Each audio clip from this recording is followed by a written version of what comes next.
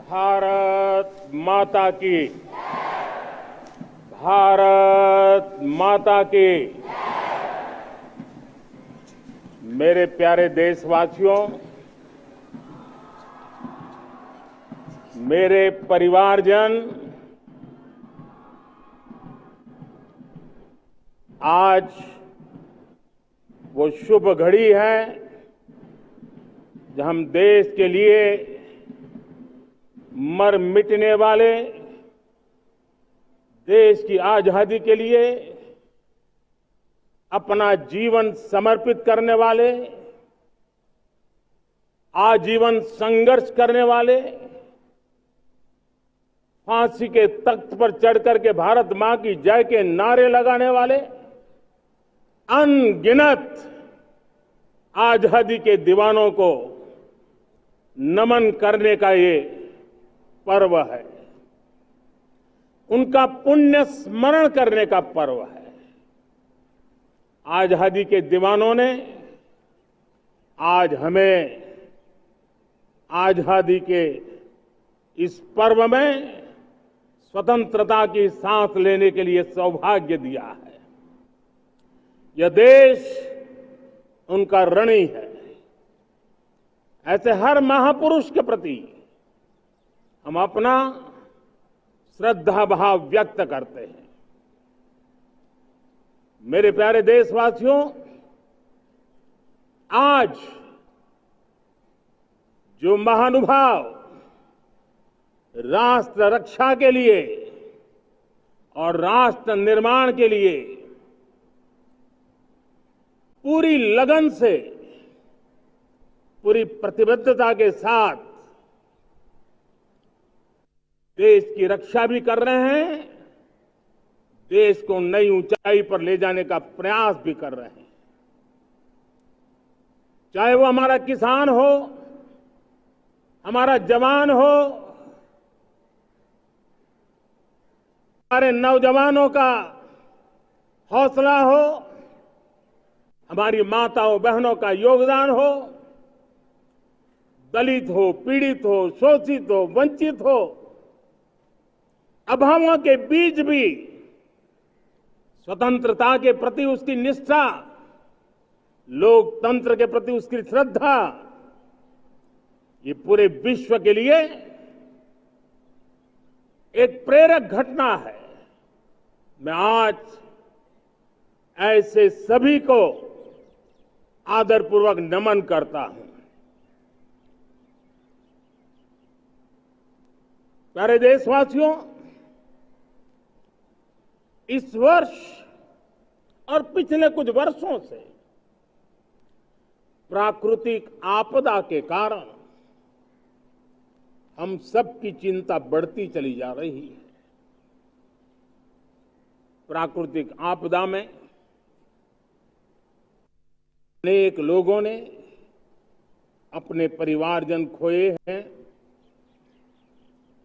संपत्ति खोई है, राष्ट्र ने भी पारावार नुकसान भोगा है। मैं आज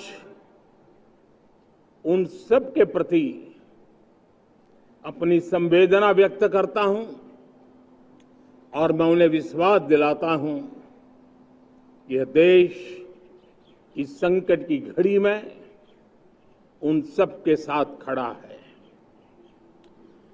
मेरे प्यारे देशवासियों, हम जरा आजादी के पहले के वो दिन याद करें। सैकड़ों साल की गुलामी, हर कालखंड संघर्ष का रहा। युवा हो, बुजुर्ग हो, किसान हो, महिला हो, आदिवासी हो, उन्होंने गुलामी के खिलाफ जंग लड़ते रहे, अविरत जंग लड़ते रहे। इतिहास गवाह है कि 1857 के स्वतंत्रता संग्राम जिसको हम याद करते हैं, उसके पूर्व भी हमारे देश के कई आदिवासी क्षेत्र थे जहां आजादी का जंग लड़ा जाता था। साथियों, गुलामी का इतना लंबा कालखंड,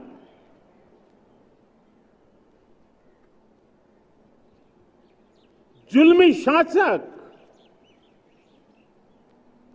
अपरंपार यातनाएं,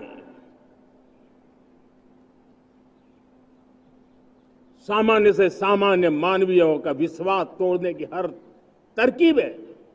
उसके बावजूद भी उस समय की जनसंख्या के हिसाब से करीब 40 करोड़ देशवासी आजादी के पूर्व 40 करोड़ देशवासियों ने वो जज्बा दिखाया, वो सामर्थ्य दिखाया, वो एक सपना लेकर के चले, एक संकल्प लेकर के चलते रहे, जूझते रहे।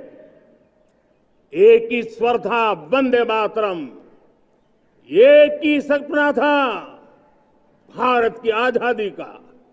40 करोड़ देशवासियों ने, और हमें गर्व है कि हमारी रगों में उन्हीं का खून है। वो हमारे पूर्वज थे। सिर्फ 40 करोड़ लोगों ने दुनिया की महासत्ता को उखाड़ करके फेंक दिया था, गुलामी की जंजीरों को तोड़ दिया था। अगर हमारे पूर्वज, जिनका खून हमारी रगों में है, आज हम तो 140 करोड़ है।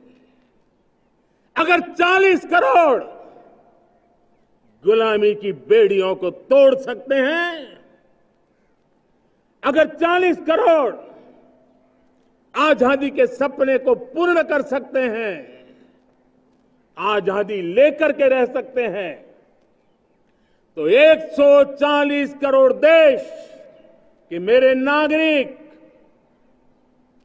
140 करोड़ मेरे परिवारजन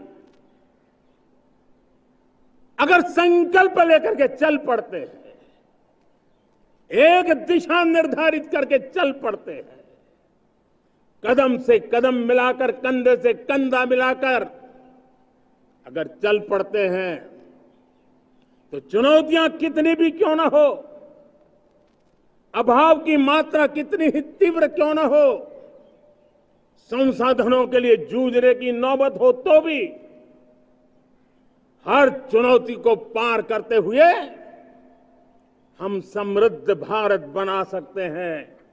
हम 2047 विकसित भारत का लक्ष्य प्राप्त कर सकते हैं। अगर 40 करोड़ देशवासी अपने पुरुषार्थ से, अपने समर्पण से, अपने त्याग से, अपने बलिदान से आजादी दे सकते हैं, आजाद भारत बना सकते हैं, तो 140 करोड़ देशवासी उसी भाव से समृद्ध भारत भी बना सकते हैं। साथियों, वो एक समय था जब लोग देश के लिए मरने के लिए प्रतिबद्ध थे और आजादी मिली थी। आज ये समय है देश के लिए जीने की प्रतिबद्धता का। अगर देश के लिए मरने की प्रतिबद्धता आजादी दिला सकती है, तो देश के लिए जीने की प्रतिबद्धता समृद्ध भारत भी बना सकती है।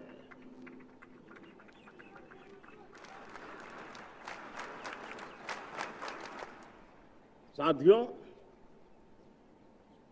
विकसित भारत 2047 ये सिर्फ भाषण के शब्द नहीं है। इसके पीछे कठोर परिश्रम चल रहा है। देश के कोटि कोटि जनों के सुझाव लिए जा रहे हैं और हमने देशवासियों से सुझाव मांगे। और मुझे प्रसन्नता है कि मेरे देश के करोड़ों नागरिकों ने विकसित भारत 2047 के लिए अनगिनत सुझाव दिए हैं। हर देशवासी का सपना उसमें प्रतिबिंबित हो रहा है। हर देशवासी का संकल्प उसमें झलकता है।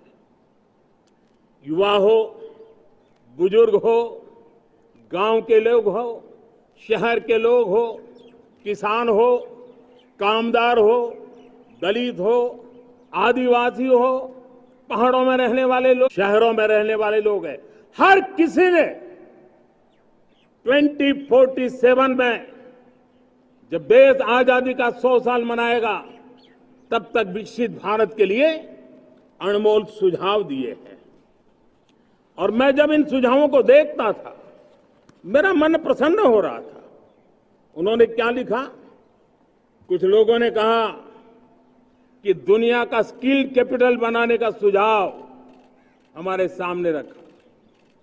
2047 विकसित भारत के लिए कुछ लोगों ने भारत को मैन्युफैक्चरिंग का ग्लोबल हब बनाने का सुझाव दिया।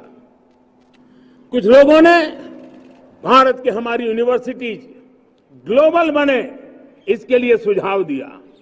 कुछ लोगों ने यह भी कहा कि क्या आजादी के इतने सालों के बाद हमारा मीडिया ग्लोबल नहीं होना चाहिए। कुछ लोगों ने यह भी कहा कि हमारा स्किल्ड युवा विश्व की पहली पसंद बनना चाहिए। कुछ लोगों ने सुझाव दिया भारत को जल्द से जल्द जीवन के हर क्षेत्र में आत्मनिर्भर बनना चाहिए। कई लोगों ने सुझाव दिया कि हमारे किसान जो मोटा अनाज पैदा करते हैं, जिसको हम श्री अन्न कहते हैं, उस सुपर फूड को दुनिया के हर डाइनिंग टेबल पर पहुंचाना है। हमें विश्व के पोषण को भी बल देना है और भारत के छोटे किसानों को भी मजबूती देनी है। कई लोगों ने सुझाव दिया कि देश में स्थानीय स्वराज की संस्थाओं से लेकर के अनेक इकाइयां हैं, उन सब में गवर्नेंस के रिफॉर्म की बहुत जरूरत है। कई लोगों ने लिखा कि न्याय के अंदर जो विलंब हो रहा है उसके प्रति चिंता जाहिर की और ये भी कहा कि हमारे देश में न्याय व्यवस्था में रिफॉर्म की बहुत बड़ी जरूरत है। कई लोगों ने लिखा कि कई ग्रीनफील्ड सिटीज बनाने की अब समय की मांग है। किसी ने बढ़ती हुई प्राकृतिक आपदाओं के बीच शासन प्रशासन में कैपेसिटी बिल्डिंग के लिए एक अभियान चलाने का सुझाव दिया।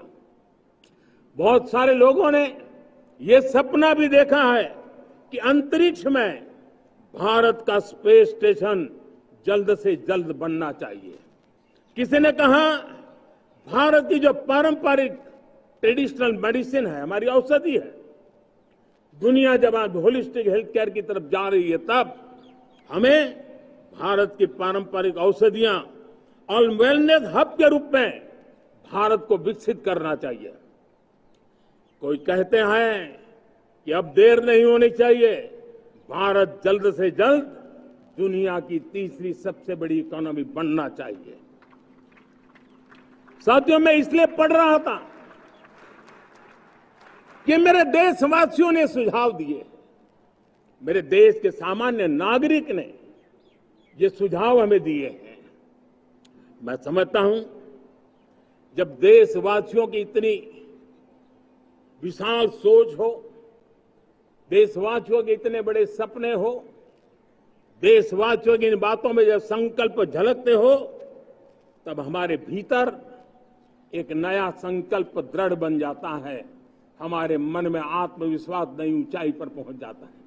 और साथियों, देशवासियों का ये भरोसा सिर्फ कोई इंटेलेक्चुअल डिबेट नहीं है, ये भरोसा अनुभव से निकला हुआ है। ये विश्वास लंबे कालखंड के परिश्रम की पैदावार है और इसलिए देश का सामान्य मानव याद करता है जब लाल किले से कहा जाता है कि हिंदुस्तान के 18,000 गांवों में समय सीमा में बिजली पहुंचाएंगे और वो काम हो जाता है, तब भरोसा मजबूत हो जाता है।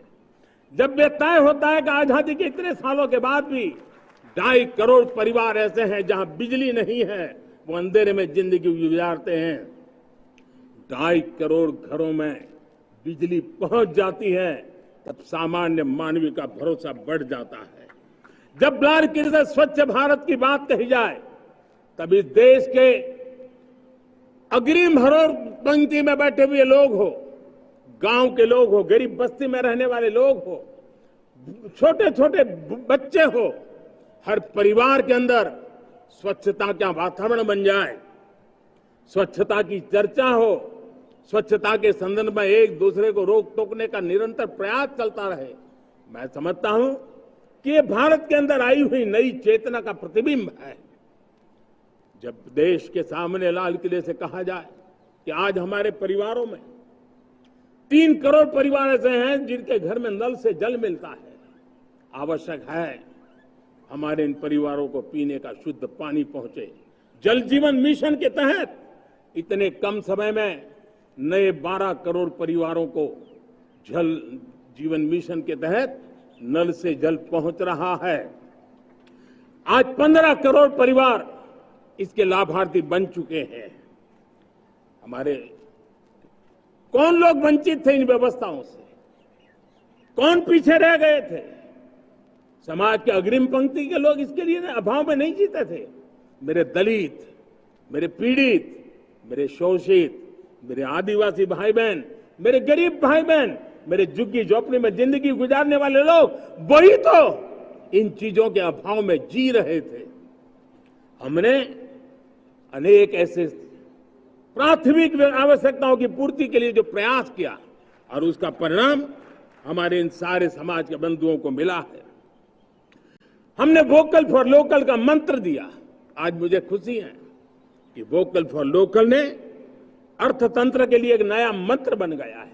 हर डिस्ट्रिक्ट अपनी पैदावार के लिए गर्व करने लगा है। 1 डिस्ट्रिक्ट 1 प्रोडक्ट का माहौल बना है। अब 1 डिस्ट्रिक्ट 1 प्रोडक्ट को 1 डिस्ट्रिक्ट का 1 प्रोडक्ट एक्सपोर्ट कैसे हो, उस दिशा में हर जिले सोचने लगे हैं। रिन्यूएबल एनर्जी का संकल्प लिया था। G20 समूह के देशों ने जितना किया है उससे ज्यादा भारत ने किया है, और भारत ने ऊर्जा के क्षेत्र में आत्मनिर्भर बनने के लिए, ग्लोबल वार्मिंग की चिंताओं से मुक्ति पाने के लिए हमने काम किया है। साथियों, देश गर्व करता है आज जब फिनटेक की सफलता को लेकर पूरा विश्व भारत से कुछ सीखना समझना चाहता है, तब हमारा गर्व और बढ़ जाता है। साथियों, हम कैसे भूल सकते हैं कोरोना के वो संकट काल। विश्व में सबसे तेज गति से करोड़ों लोगों को वैक्सीनेशन का काम हमारे इसी देशों में हुआ। यही देश हैं जो कभी आतताई आतंकवादी हमें आकर के मार के चले जाते थे।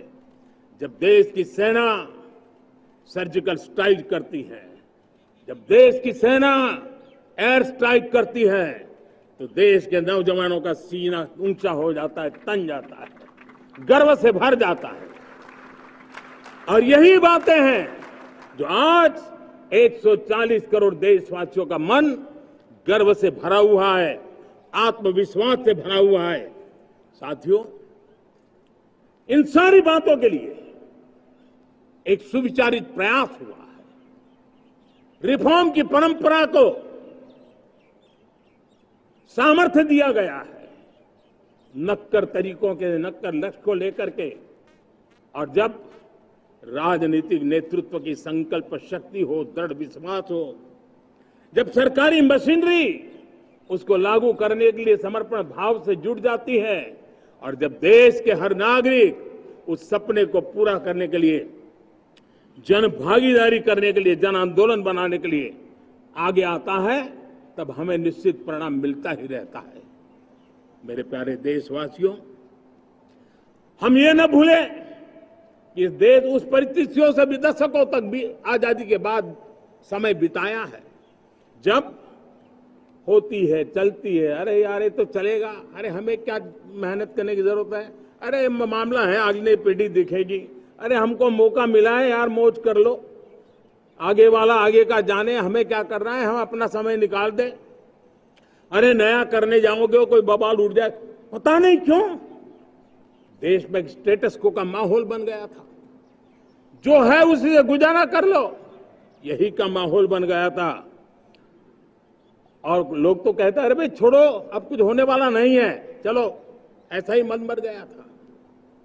हमें इस मानसिकता को तोड़ना था, हमें विश्वास से भरना था, और हमने उस दिशा में प्रयास किया। कई लोग तो कहते थे अरे भाई अगली पीढ़ी के लिए काम हम अभी से क्यों करें, हम तो आज का देखें। लेकिन देश का सामान्य नागरिक ये नहीं चाहता, वो बदलाव के इंतजार में था, वो बदलाव चाहता था, उसकी ललक थी, लेकिन उसके सपनों को किसी ने तवज्जो नहीं दी, उसकी आशा आकांक्षाओं को, अपेक्षाओं को तवज्जो नहीं दी गई, और उसके कारण वो मुसीबतों को झेलते हुए गुजारा करता रहा, वो रिफॉर्म्स का इंतजार करता रहा। हमें जिम्मेदारी दी गई और हमने बड़े रिफॉर्म्स जमीन पर उतारे। गरीब हो, मिडिल क्लास हो, हमारे वंचित लोग हो, हमारी बढ़ती जाती शहरी आबादी हो, हमारे नौजवानों के सपने हो, संकल्प हो, आकांक्षाएं हो, उनके जीवन में बदलाव लाने के लिए रिफॉर्म का मार्ग हमने चुना। और मैं देशवासियों को विश्वास दिलाना चाहता हूं, रिफॉर्म के प्रति हमारी जो प्रतिबद्धता है वो पिंक पेपर के एडिटोरियल के लिए सीमित नहीं है। हमारे रिफॉर्म्स की ये प्रतिबद्धता है, वो 4 दिन की वाहवाही के लिए नहीं है। हमारी रिफॉर्म्स की प्रक्रिया किसी मजबूरी में नहीं है, देश को मजबूती देने के इरादे से है। और इसलिए मैं आज कह सकता हूं, रिफॉर्म का हमारा मार्ग एक प्रकार से ग्रोथ की ब्लूप्रिंट बनी हुई है। ये हमारा रिफॉर्म, ये ग्रोथ, ये बदलाव, ये सिर्फ डिबेट क्लब के लिए, इंटेलेक्चुअल सोसाइटी के लिए, एक्सपर्ट लोगों के लिए सिर्फ चर्चा का विषय नहीं है। साथियों, हमने राजनीतिक मजबूरी के कारण नहीं किया है। हम जो कुछ भी कर रहे हैं वो राजनीति का भागा गुणा करके नहीं सोचते हैं। हमारा एक ही संकल्प होता है, नेशन फर्स्ट, नेशन फर्स्ट, राष्ट्रहित सुप्रीम, ये मेरा भारत महान बने, इसी संकल्प को लेकर के हम कदम उठाते हैं। साथियों, जब रिफॉर्म की बात आती है, एक लंबा परिवेश है। अगर मैं उसकी चर्चा में चला जाऊंगा तो शायद घंटों निकल जाएंगे, लेकिन मैं एक छोटा सा उदाहरण देना चाहता हूं। बैंकिंग क्षेत्र में जो रिफॉर्म हुआ, आप सोचिए बैंकिंग क्षेत्र का क्या हाल था। न विकास होता था, न विस्तार होता था, न विश्वास बढ़ता था। इतना ही नहीं, जिस प्रकार की कारनामे चले उसके कारण हमारे बैंक संकटों से गुजर रहे थे। हमने बैंकिंग सेक्टर को मजबूत बनाने के लिए अनेकविध रिफॉर्म्स किए, और आज उसका कारण हमारी बैंक विश्व में जो इन्हीं गुने मजबूत बैंक के हैं, उसमें भारतीय बैंकों ने अपना स्थान बनाया है। और जब बैंक मजबूत होती है ना, तब फॉर्मल इकोनॉमी की ताकत भी बढ़ती है। जब बैंक की व्यवस्था बन जाती है, तब सामान्य खास करके मध्यम वर्ग के परिवार की जो रिक्वायरमेंट होती है, उसको पूरा करने की सबसे बड़ी ताकत बैंकिंग सेक्टर में होती है। अगर उसको होम लोन चाहिए, उसको व्हीकल का लोन चाहिए, मेरे किसान को ट्रैक्टर के लिए लोन चाहिए, मेरे नौजवानों को स्टार्टअप के लिए लोन चाहिए, मेरे नौजवानों को कभी पढ़ने के लिए, एजुकेशन के लिए लोन चाहिए, किसी को विदेश जाने के लिए लोन चाहिए, ये सारी बातें उसे संभव होती है। मुझे तो खुशी है कि मेरे पशुपालक भी, मेरे मछली पालन करने वाले भाई बहन भी आज बैंकों से लाभ ले रहे हैं। मुझे खुशी है मेरे रेहड़ी पटरी वाले लाखों भाई बहन आज बैंक से साथ जुड़ करके अपनी नई ऊंचाइयों को प्राप्त कर रहे हैं और विकास की दिशा में वो भागीदार बन रहे हैं। हमारे एमएसएमई, हमारे लघु उद्योग के लिए तो बैंक एक सबसे बड़ी सहायक होती है। उसको रोजमर्रा पैसों की जरूरत होती है अपने नित्य मर्जी पर प्रगति के लिए, और उस काम को हमारी मजबूत बैंकों के कारण संभव हुआ है। साथियों, दुर्भाग्य से हमारे देश में आजादी तो मिली, लेकिन लोगों को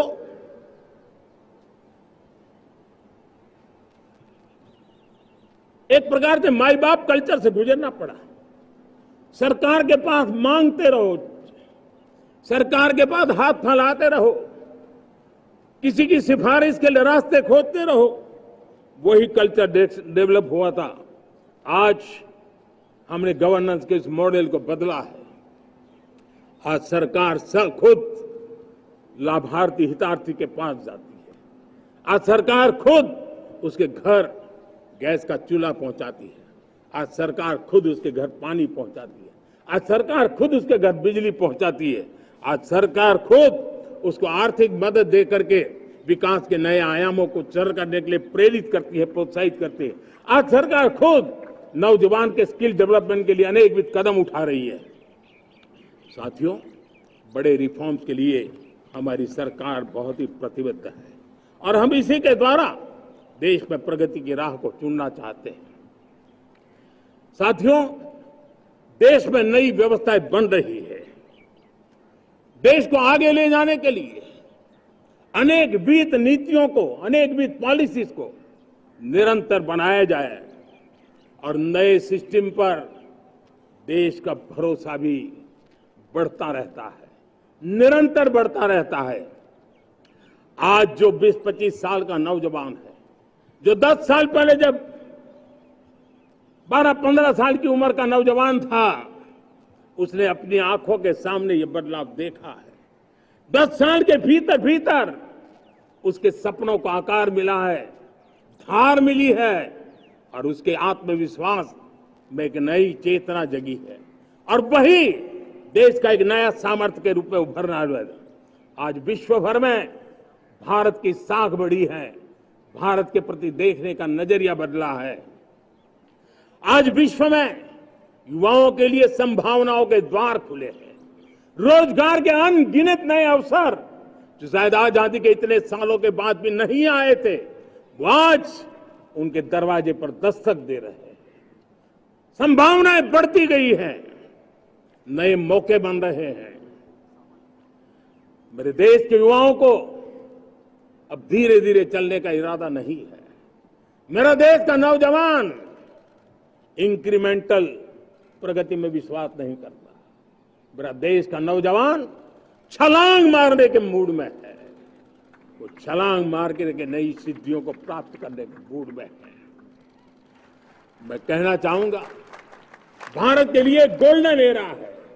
वैश्विक परिस्थितियों की तुलना में भी देखें, ये गोल्डन एरा है। ये हमारा स्वर्णिम कालखंड है। मेरे प्यारे देशवासियों, ये अवसर हमें जाने नहीं देना है। ये मौका हमें जाने नहीं देना चाहिए और इसी मौके को पकड़ करके अपने सपने और संकल्पों को लेकर के चल पड़ेंगे तो हम देश की स्वर्णिम भारत की जो अपेक्षा और हमें विकसित भारत का 2047 का लक्ष्य हम पूरा करके रहेंगे। हम सदियों की बेड़ियों को तोड़ करके निकले हैं। आज टूरिज्म का क्षेत्र हो, एमएसएमई का क्षेत्र हो, एजुकेशन हो, हेल्थ सेक्टर हो, ट्रांसपोर्ट सेक्टर हो, खेती और किसानी का सेक्टर हो, हर सेक्टर में एक नया आधुनिक सिस्टम बन रहा है। हम विश्व की बेस्ट प्रैक्टिसेस को भी आगे देख रखते हुए हम हमारे देश की परिस्थितियों के अनुसार आगे बढ़ना चाहते हैं। हर सेक्टर में आधुनिकता की जरूरत है, नएपन की जरूरत है, टेक्नोलॉजी को जोड़ने की जरूरत है और हर सेक्टर में हमारी नई नीतियों के कारण इन सारे क्षेत्रों में एक नया सपोर्ट मिल रहा है, नई ताकत मिल रही है। हमारे सारे अवरोध हटे, हमारी बंदी से दूर हो, हम पूरे सामर्थ्य के साथ चल पड़े, खिल उठे, सपनों को पा करके रहे, सिद्धि को हम अपने निकट देखें, हम आत्मसात करें, उस दिशा में हम चलना है। अब आप देखिए कितना बड़ा बदलाव रहा है। मैं एकदम जमीनी स्तर की बात करूं, विमेन सेल्फ हेल्प ग्रुप आज 10 साल में हमारे 10 करोड़ बहनें विमेन सेल्फ हेल्प ग्रुप में जुड़ी है। 10 करोड़ नई बहनें हैं। हमें गर्व हो रहा है कि हमारे सामान्य परिवार की गांव की 10 करोड़ महिलाएं आर्थिक रूप से आत्मनिर्भर बन रही हैं। और जब महिला आर्थिक रूप से आत्मनिर्भर बनती हैं, तब परिवार की निर्णय प्रक्रिया की हिस्सेदार बनती हैं, एक बहुत बड़ी सामाजिक परिवर्तन की गारंटी लेकर के आती है। मुझे गर्व है इस बात पर, लेकिन साथ साथ मुझे गर्व इस बात का भी है कि हमारे सीईओ आज दुनिया भर के अंदर अपनी धाक जमा रहे हैं। भारत के हमारे सीईओ विश्व भर में अपनी धाक जमा रहे हैं। हमारे लिए खुशी की बात है कि एक तरफ मेरे सीईओ दुनिया भर में नाम कमा रहे हैं, भारत का नाम बढ़ा रहे हैं, तो दूसरी तरफ विमेन सेल्फ हेल्प ग्रुप से 1 करोड़ मेरी सामान्य परिवार की माताएं बहनें लखपति दीदी बनती है। मेरे लिए ये भी उतना ही गर्व की बात है। अब हमने सेल्फ हेल्प ग्रुप को 10 लाख रुपए से 20 लाख रुपए देने का निर्णय किया है। अब तक 9 लाख करोड़ रुपए बैंकों के माध्यम से हमारे इन विमेन सेल्फ हेल्प ग्रुप को मिले हैं, और जिसकी मदद से वो अपने अनेकविध कामों को बढ़ावा रहे हैं। मेरे साथियों, मेरे नौजवान इस तरफ ध्यान दें। स्पेस सेक्टर एक फ्यूचर है हमारे साथ जुड़ा हुआ, एक महत्वपूर्ण पहलू है। हम उस पर भी बल दे रहे हैं। हमने स्पेस सेक्टर में बहुत रिफॉर्म किए हैं। जिन बंधनों में हमने स्पेस सेक्टर को बांध के रखा था, उसे हमने खोल दिया है। आज सैकड़ों स्टार्टअप्स स्पेस के सेक्टर में आ रहे हैं। वाइब्रेंट बनता जाता हमारा स्पेस सेक्टर भारत को एक शक्तिशाली राष्ट्र बनाने का एक महत्वपूर्ण अंग है, और हम इसको दूर की सोच के साथ मजबूती दे रहे हैं। आज private satellite, private rocket launch हो रहे हैं। ये गर्व की बात है। आज मैं कह सकता हूं, जब नीति सही होती है, नियत सही होती है और पूर्ण समर्पण से राष्ट्र का कल्याण यही मंत्र होता है, तो निश्चित परिणाम हम प्राप्त करके रहते हैं। मेरे प्यारे देशवासियों, आज देश में नए अवसर बने, तब मैं कह सकता हूं 2 चीजें और हुई जिसने विकास को एक गति दी है, विकास को एक नई छलांग दी है। और ये है, पहला है आधुनिक इंफ्रास्ट्रक्चर का निर्माण। हमने इंफ्रास्ट्रक्चर को आधुनिक बनाने की दिशा में बहुत बड़े कदम उठाए हैं। और दूसरी तरफ सामान्य मानव के जीवन में जो बाधाएं हैं, ईज ऑफ लिविंग का हमारा जो सपना है, उस पर भी हमने उतना ही बल दिया है। पिछले 1 दशक में अभूतपूर्व इंफ्रास्ट्रक्चर का विकास हुआ है। रेल हो, रोड हो, एयरपोर्ट हो, पोर्ट हो, ब्रॉडबैंड कनेक्टिविटी हो,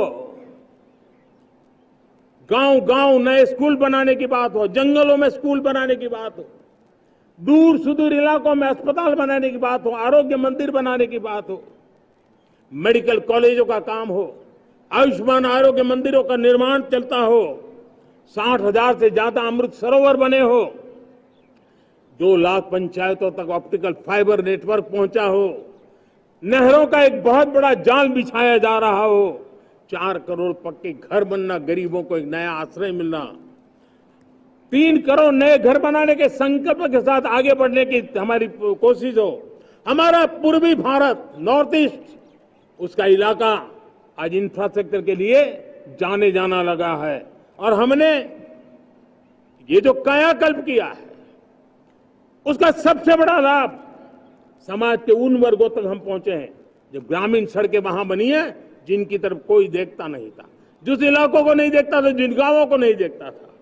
दलित हो, पीड़ित हो, शोषित हो, वंचित हो, पिछड़े हो, आदिवासी हो, जंगल में रहने वाले हो, दूर सुदूर पहाड़ों में रहने वाले हो, सीमावर्ती स्थान पर रहने वाले हो, हमने उनकी आवश्यकता की पूर्ति की है।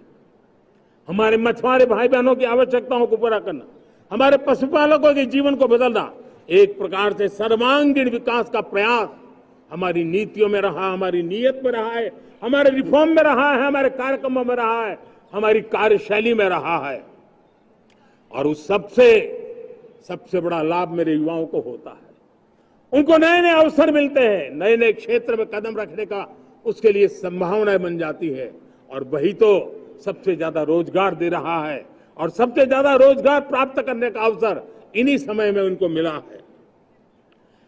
हमारा जो मध्यम वर्गीय परिवार है, मध्यम वर्गीय परिवार को क्वालिटी ऑफ लाइफ, वो स्वाभाविक उसकी अपेक्षा रहती है।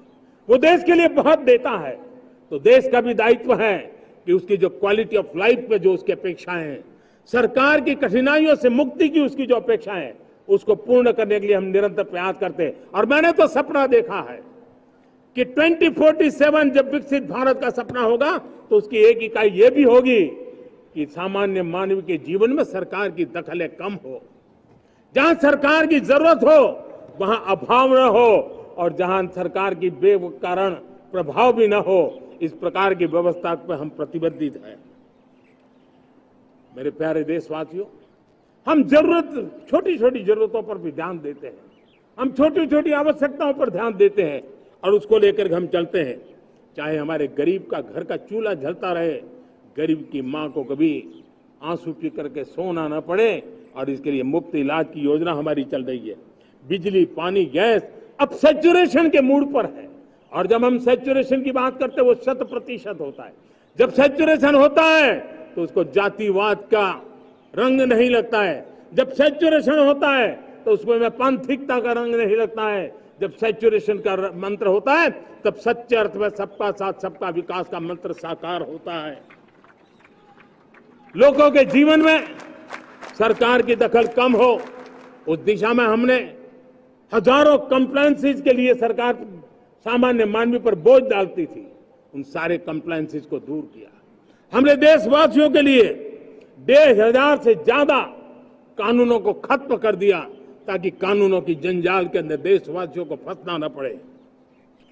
हमने छोटी छोटी गलतियों के कारण ऐसे कानून बने थे, उनको जेल में अंदर धकेल दिया जाए। हमने उन छोटे छोटे कारणों से जेल जाने के जो परंपराएं थी, उन सारे कानूनों को नष्ट कर दिया, और उसको कानूनों को जेल भेजने के प्रावधान को व्यवस्था से बाहर कर दिया है। आज हमने जो आजादी की विरासत के गर्व की बात हम जो करते हैं, सदियों से हमारे पास जो क्रिमिनल लॉ थे, आज हमने उसको नए क्रिमिनल लॉ, जिसको हमने न्याय संहिता के रूप में, और जिसके मूल में दंड नहीं पर नागरिक को न्याय, इस भाव को हमने प्रबल बनाया है। ईज ऑफ लिविंग बनाने के लिए देशव्यापी मिशन में काम कर रहे हैं। हर लेवल पर मैं सरकार के प्रतिनिधियों का आह्वान करता हूं। मैं जनप्रतिनिधि, वो किसी भी दल के क्यों न हो, किसी भी राज्य के क्यों न हो, सबसे आग्रह करता हूं कि हमने एक मिशन मोड में ईज ऑफ लिविंग के लिए कदम उठाने चाहिए। मैं हमारे युवाओं को, प्रोफेशनल्स को, सबको मैं कहना चाहता हूं, आप अपने स्थान पर जहां पर आपको छोटी छोटी दिक्कतें होती है, आप उसके सॉल्यूशन को लेकर के सरकार को चिट्ठी लिखते रहिए। सरकार को बताइए कि बिना कारण की कठिनाई आए उसको दूर करने से कोई नुकसान नहीं है। मैं पक्का मानता हूं आज सरकारें संवेदनशील है। हर सरकार, स्थानीय स्वराज्य की संस्था होगी या राज्य सरकार होगी या केंद्र सरकार होगी, उसको तवज्जो देगी। गवर्नेंस में रिफॉर्म्स, ये हमें विकसित भारत 2047 के सपने के लिए हमने उसको जोर लगा करके आगे बढ़ाना होगा, ताकि सामान्य मानवीय के जीवन में अवकाश ही अवकाश पैदा हो, रुकावटें खत्म होती चली जाए। नागरिकों का डिग्निटी ऑफ सिटीजन, नागरिकों के जीवन में सम्मान मिले। डिलीवरी के संबंध में कभी किसी को ये कहने की मोहब्बत ना आया कि ये तो मेरा हक था कि मुझे मिला नहीं, उसको खोजना न पड़े। सरकार के गवर्नेंस में डिलीवरी सिस्टम को और मजबूती चाहिए। आप देखिए, देश में जब हम रिफॉर्म की बात करते हैं, आज देश में करीब 3 लाख संस्थाएं काम कर रही है, चाहे पंचायत हो, नगर पंचायत हो, नगर पालिका हो, महानगर पालिका हो, यूटी हो, स्टेट हो, डिस्ट्रिक्ट हो, केंद्र, छोटी मोटी 3 लाख करीब करीब इकाइयां हैं। अगर ये हमारे 3 लाख इकाइयों को मैं आज आह्वान करता हूं कि अगर आप साल में अपने स्तर पर जिन चीजों की जरूरत है सामान्य मानव के लिए 2 रिफॉर्म करें। ज्यादा नहीं कह रहा हूं मेरे साथियों, एक पंचायत हो, एक राज्य सरकार हो, कोई विभाग हो, सिर्फ 1 साल में 2 रिफॉर्म और उसको जमीन पर उतारें। आप देखिए, हम देखते ही देखते 1 साल में करीब करीब 25-30 लाख रिफॉर्म कर सकते हैं। जब 25-30 लाख रिफॉर्म हो जाए तब सामान्य मानवी का विश्वास कितना बढ़ जाएगा, उसकी शक्ति राष्ट्र को नई ऊंचाई पर ले जाने में कितनी काम आएगी। और इसलिए हम अपने स्तर पर होती है चलती से मुक्ति पाकर के बदलावों के लिए आगे आए, हिम्मत के साथ आगे आए। और सामान्य मानवी की जरूरत, छोटी छोटी जरूरत होती है, पंचायत लेवल पर भी वो मुसीबतें झेल रहा है, उन मुसीबतों से हम मुक्ति दिलाएं तो मुझे पक्का विश्वास है कि हम सपनों को पार कर सकते हैं। मेरे प्यारे देशवासियों, आज देश आकांक्षाओं से भरा हुआ है। हमारे देश का नौजवान नई सिद्धियों को चूमना चाहता है, नए नए शिखरों पर वो कदम रखना चाहता है और इसलिए हमारी कोशिश है हर सेक्टर में कार्य को हम गति दें, तेज गति दें और उसके द्वारा पहले हम हर सेक्टर में नए अवसर पैदा करें। दूसरा, ये बदलती हुई व्यवस्थाओं के लिए जो सपोर्टिव इंफ्रास्ट्रक्चर चाहिए, उन इंफ्रास्ट्रक्चर पर हम बदलाव के मजबूती देने की दिशा में काम करें। और तीसरी बात है, नागरिकों की मूलभूत सुविधाओं के विषय में हम प्राथमिकता दें, उसको बल दें। इन तीनों भारत में एक एस्पिरेशनल सोसाइटी का निर्माण किया है और उसके परिणाम स्वरूप आज समाज खुद एक विश्वास से भरा हुआ है। हमारे देशवासियों की आकांक्षाएं, उनके एस्पिरेशंस, हमारे नौजवानों की ऊर्जा हमारे देश के सामर्थ्य के साथ जोड़ करके हम आगे बढ़ने की एक ललक लेकर के चल रहे हैं। मुझे विश्वास है रोजगार और स्वरोजगार नए रिकॉर्ड के अवसर पर हम काम किया है। प्रति व्यक्ति आज आय दोगुनी करने में हम सफल हुए हैं। ग्लोबल ग्रोथ में भारत का योगदान बड़ा है। भारत का एक्सपोर्ट लगातार बढ़ रहा है। विदेशी मुद्रा भंडार लगातार बढ़ा हुआ है, पहले से 2 गुना पहुंचा है। ग्लोबल संस्थानों का भारत के प्रति भरोसा बढ़ा है। मुझे विश्वास है भारत की दिशा सही है, भारत की गति तेज है और भारत के सपनों में सामर्थ्य है। लेकिन इन सबके साथ संवेदनशीलता का हमारा मार्ग हमारे लिए ऊर्जा में एक नई चेतना भरता है। मम भाव हमारे कार्य की शैली है। समभाव भी चाहिए, मम भाव भी चाहिए, उसको लेकर के हम चल रहे हैं। साथियों, मैं जब कोरोना काल को याद करता हूं, कोरोना की वैश्विक महामारी के बीच सबसे तेजी से इकोनॉमी को बेहतर बनाने वाला कोई देश है तो वो देश भारत है। तब लगता है कि हमारी दिशा सही है। जब जात पात मत पंथ ऊपर उठकर हर घर तिरंगा फहराया जाता है, तब लगता है देश की दिशा सही है। आज पूरा देश तिरंगा है, हर घर तिरंगा है।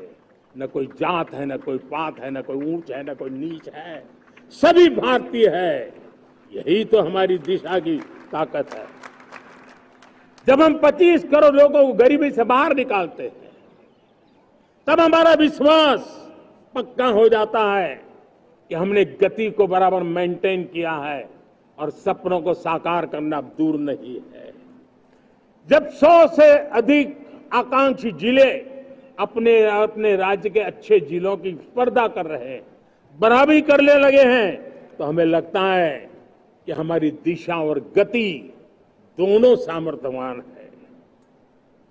जब हमारे उन आदिवासी साथियों को वो मदद मिलती है, पीएम जनमन के द्वारा उनको जो योजनाएं पहुंची थी, आबादी बहुत छोटी है, लेकिन बहुत दूर सुदूर इलाकों में छुटपुट परिवार रहते हैं, हमने उनको खोज के निकाला है, उनके लिए चिंता की है।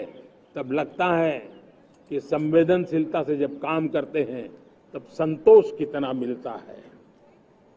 वर्किंग वुमेन के लिए पेड मैटरनिटी लीव 12 हफ्ते से बढ़ा करके 26 हफ्ते कर देते हैं।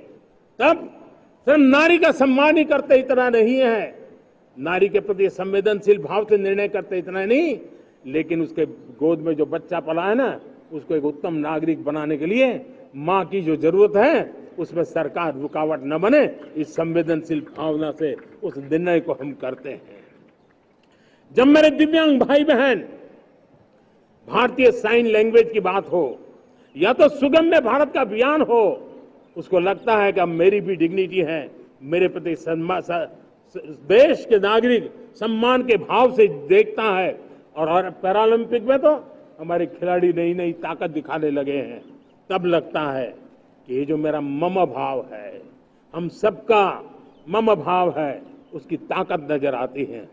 हमारे ट्रांसजेंडर समाज के प्रति हम जिस संवेदना के साथ निर्णय बना रहे हैं, हम नए नए कानून बना रहे हैं, उनको सम्मान का जीवन देने के लिए हम प्रयास कर रहे हैं, तब बदलाव की हमारी दिशा सही दिखता है। सेवा भाव से किए गए इन कामों का, जो त्रिविध मार्गों से हम चले हुए, इन कामों का एक सीधा सीधा लाभ आज उसके परिणाम के रूप में हमें नजर आ रहा है। 60 साल बाद लगातार तीसरी बार आपने हमें देश सेवा का मौका दिया है। मेरे 140 करोड़ देशवासी, आपने जो आशीर्वाद दिए हैं, उस आशीर्वाद में मेरे लिए एक ही संदेश है, जन जन की सेवा, हर परिवार की सेवा, हर क्षेत्र की सेवा, और सेवा भाव से समाज की शक्ति को साथ लेकर के विकास की नई ऊंचाइयों पर पहुंचना। 2047 विकसित भारत के सपने को लेकर के चलना, उसी एक संदेश को लेकर मैं आज लाल किले की प्राचीर से हमें आशीर्वाद देने के लिए मैं कोटि कोटि देशवासियों का सर झुका करके आभार व्यक्त करता हूं। मैं उनके प्रति नतमस्तक होता हूं और मैं उनको विश्वास दिलाता हूं कि हमें नई ऊंचाइयों को नए जोश के साथ आगे बढ़ना है। हमें सिर्फ जो हो गया है वो संतोष मान करके बैठने वाले हम लोग नहीं हैं, वो हमारे संस्कार में नहीं है। हम कुछ और करने के लिए, कुछ और आगे बढ़ने के लिए और कुछ और नई ऊंचाइयों को पार करने के लिए हम आगे बढ़ना चाहते हैं।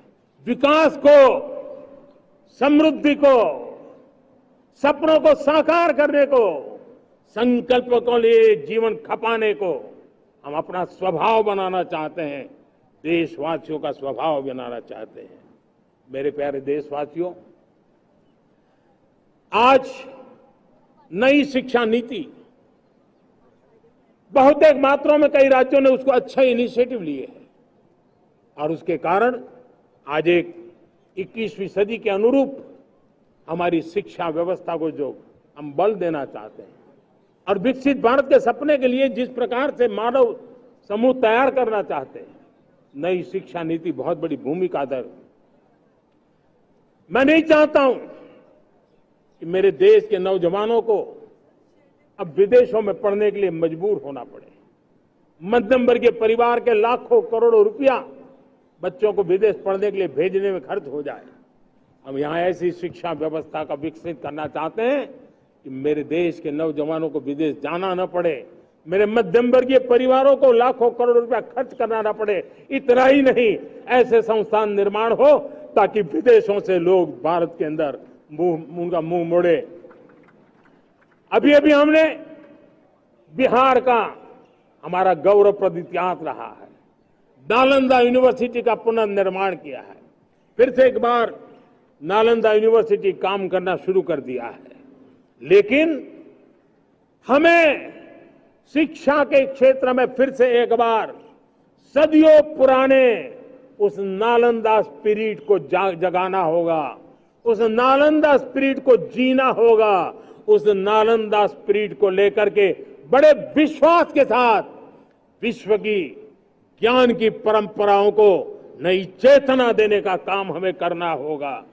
मुझे पक्का विश्वास है कि नई शिक्षा नीति ने मातृभाषा पर बल दिया है। मैं राज्य सरकारों से कहूंगा, मैं देश की सभी संस्थानों से कहूंगा कि भाषा के कारण हमारे देश की टैलेंट को रुकावट नहीं आनी चाहिए, भाषा अवरुद्ध नहीं होनी चाहिए। मातृभाषा का सामर्थ्य हमारे देश के छोटे छोटे गरीब से गरीब मां के बेटे को भी सपने पूरा करने का ताकत देता है। और इसलिए हमने हमारी मातृभाषा में पढ़ाई, जीवन में मातृभाषा का स्थान, परिवार में मातृभाषा का स्थान, उसकी ओर हमें बल देना होगा। मेरे प्यारे देशवासियों, जिस प्रकार से आज विश्व का बदलाव नजर आ रहा है और तब जाकर के स्किल का महत्व बहुत बढ़ गया है और हम स्किल को और नई एक ताकत देना चाहते हैं। हम इंडस्ट्री 4.0 को ध्यान में रख करके हम स्किल डेवलपमेंट चाहते हैं। हम जीवन के हर क्षेत्र में, हम एग्रीकल्चर सेक्टर में भी कैपेसिटी बिल्डिंग करने के लिए स्किल डेवलपमेंट चाहते हैं। हम तो हमारा सफाई का क्षेत्र हो, उसमें भी एक नए स्किल डेवलपमेंट की ओर बल देना चाहते हैं। और हम स्किल इंडिया प्रोग्राम को बहुत व्यापक रूप से इस बार लेकर के आए हैं। बजट में भी इसका बहुत बड़ा, इस बजट में इंटर्नशिप को भी हमने बल दिया है ताकि हमारे नौजवानों को एक एक्सपीरियंस मिले, उनकी कैपेसिटी बिल्डिंग हो और बाजार में उनका ताकत दिखाई दे। उस प्रकार से मैं स्किल युवाओं को तैयार करना चाहता हूं। और इसलिए कई बार, और दोस्तों, आज विश्व की परिस्थिति को देखते हुए मैं साफ साफ देख रहा हूं कि भारत का स्किल्ड मैन पावर जो है, हमारा स्किलफुल जो नौजवान है, वो ग्लोबल जॉब मार्केट में अपनी दमक बनाए। हम उस सपने को लेकर के आगे चल रहे हैं। साथियों, विश्व जिस तेजी से बदल रहा है, जीवन के हर क्षेत्र में साइंस और टेक्नोलॉजी का महत्व बढ़ता चला जाने वाला है। हमें साइंस को बहुत बढ़ देने की आवश्यकता है। और मैंने देखा, चंद्रयान की सफलता के बाद हमारे स्कूल कॉलेज के अंदर साइंस और टेक्नोलॉजी के प्रति एक नई रुचि का वातावरण बना है, नई दिलचस्पी बढ़ी है। तब हमारे शिक्षा संस्थानों ने ये जो मनोभाव बना है, उसको नर्चर करने के लिए आगे आना होगा। भारत सरकार ने भी रिसर्च के लिए सपोर्ट बढ़ा दिया है।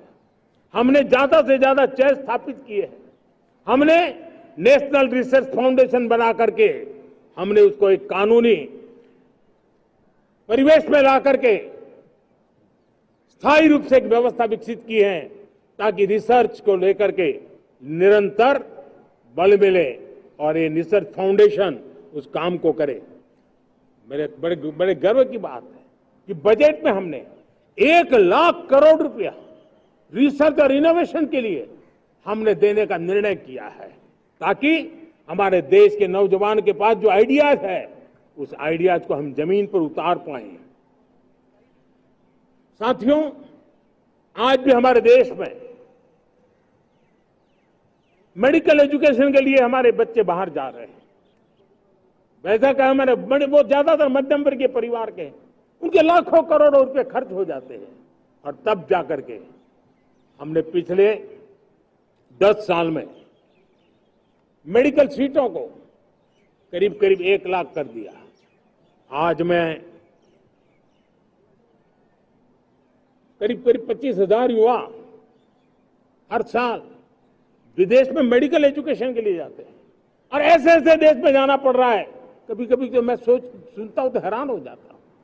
और इसलिए हमने तय किया है कि अगले 5 साल में मेडिकल लाइन में 75,000 नई सीटें बनाई जाएगी।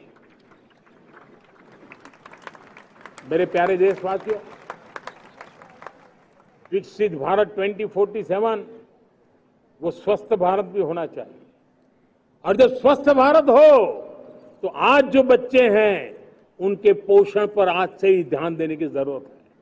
और इसलिए हमने विकसित भारत की जो पहली पीढ़ी है उनकी तरफ विशेष ध्यान दे करके हमने पोषण का एक अभियान चला है। हमने राष्ट्रीय पोषण मिशन शुरू किया है, पोषण को हमने प्राथमिकता दी है। मेरे प्यारे देशवासियों, हमारी कृषि व्यवस्था को ट्रांसफॉर्म करना बहुत जरूरी है, समय की मांग है। हम सदियों से जिस परंपरा में दबे हुए हैं, जकड़े हुए हैं, उससे मुक्ति पानी होगी, और हमारे किसानों को उसके लिए हम मदद भी दे रहे हैं। हम उसको ट्रांसफॉर्म करने की दिशा में लगातार काम करते आए हैं। आज आसान ऋण दे रहे हैं किसानों को, टेक्नोलॉजी की मदद दे रहे हैं।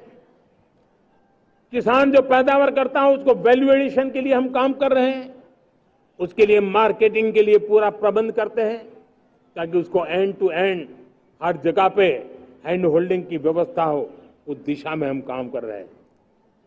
आज जब धरती माता के प्रति सारा विश्व चिंतित है, जिस प्रकार से उर्वरक के कारण हमारी धरती माता की शहद दिनों दिन बिगड़ता जा रही है, हमारी धरती माता की उत्पादकता क्षमता खत्म होती चली जा रही है, कम होती चली जा रही है। और उस समय मैं मेरे देश के लाखों किसानों का आभार व्यक्त करना चाहता हूं, जिन्होंने प्राकृतिक खेती का रास्ता चुना है और हमारी धरती माता की सेवा करने का भी उन्होंने बीड़ा उठाया है। और इस बार बजट में भी हमने प्राकृतिक खेती को बल देने के लिए बहुत बड़ी योजनाओं के साथ बहुत बड़ा बजट में प्रावधान किया है। मेरे प्यारे देशवासियों, आज दुनिया की स्थिति में देखता हूं, पूरा विश्व होलिस्टिक हेल्थ केयर की तरफ मुड़ रहा है, और तब उनको ऑर्गेनिक फूड ये उनकी प्रथम पसंद बनी है। आज विश्व के लिए ऑर्गेनिक फूड का अगर कोई फूड बास्केट बन सकता है तो मेरे देश का किसान बना सकता है, मेरा देश बन सकता है। और इसलिए हम आने वाले दिनों में उस सपने को लेकर के आगे चलना चाहते हैं, ताकि ऑर्गेनिक फूड की जो विश्व की मांग है, उस ऑर्गेनिक फूड का बास्केट हमारा देश कैसे बने, किसानों का जीवन आसान बने, गांव में टॉप क्लास इंटरनेट कनेक्टिविटी मिले, किसानों को स्वास्थ्य सुविधाएं मिले, किसान के बच्चों को पढ़ने के लिए स्मार्ट स्कूल अवेलेबल हो, किसान के बच्चों को रोजगार उपलब्ध हो। छोटे छोटे खेती के टुकड़ों पर पूरा परिवार आज जीना बड़ा मुश्किल हो रहा है, तब उनके नौजवानों के लिए वो स्किल मिले, ताकि उनके नए रोजगार मिले, नए आय के साधन बने। इसका एक कॉम्प्रिहेंसिव प्रयास हम कर रहे हैं। बीते वर्षों में वुमेन लेड डेवलपमेंट मॉडल पर हमने काम किया है। इनोवेशन हो, एम्प्लॉयमेंट हो, एंटरप्रेन्योरशिप हो, हर सेक्टर में महिलाओं के कदम बढ़ते जा रहे हैं। महिलाएं सिर्फ भागीदारी बढ़ा रही है ऐसा नहीं, महिलाएं नेतृत्व दे रही है। आज अनेक क्षेत्रों में, आज हमारे रक्षा क्षेत्र में देखिए, हमारा एयरफोर्स हो, हमारी आर्मी हो, हमारी नेवी हो, हमारा स्पेस सेक्टर हो, आज हमारी महिलाओं का हम दमखम देख रहे हैं देश के लिए। लेकिन दूसरी तरफ कुछ चिंता की बातें भी आती हैं, और मैं आज लाल किले से फिर बार एक अपनी पीड़ा व्यक्त करना चाहता हूं। एक समाज के नाते हमें गंभीरता से सोचना होगा कि हमारी माताओं, बहनों, बेटियों के प्रति जो अत्याचार हो रहे हैं, उसके प्रति देश का आक्रोश है, जन सामान्य का आक्रोश है। इस आक्रोश को मैं महसूस कर रहा हूं। इसको देश को, समाज को, हमारी राज्य सरकारों को गंभीरता से लेना होगा। महिलाओं के विरुद्ध अपराधों की जल्द से जल्द जांच हो, राक्षसी कृत्य करने वालों को जल्द से जल्द कड़ी सजा हो, वो समाज में विश्वास पैदा करने के लिए जरूरी है। मैं ये भी बताना चाहूंगा कि जब बलात्कार की या महिलाओं पर अत्याचार की घटनाएं घटती हैं तो उसकी बहुत चर्चा होती है, बहुत प्रचार होता है, मीडिया में छाया रहता है। लेकिन जब ऐसे राक्षसी मनोवृत्ति व्यक्ति को सजा होती है तो वो खबरों में कहीं नजर नहीं आती है, कोने में कहीं पड़ा रहता है। अब समय की मांग है कि जिनको सजा होती है उसकी व्यापक चर्चा हो, ताकि ऐसा पाप करने वालों को भी डर पैदा हो कि ये पाप करने की हालत ये होती है कि फांसी पर लटकना पड़ता है। और मुझे लगता है कि ये डर पैदा करना बहुत जरूरी है। मेरे प्यारे देशवासियों, हमारे देश में ऐसी एक आदत बन गई थी स्वभाव से, हम देश को कम आंकना, देश के प्रति गौरव के भाव का अभाव होना, ये पता नहीं क्यों हमारे जहन में घुस गया था।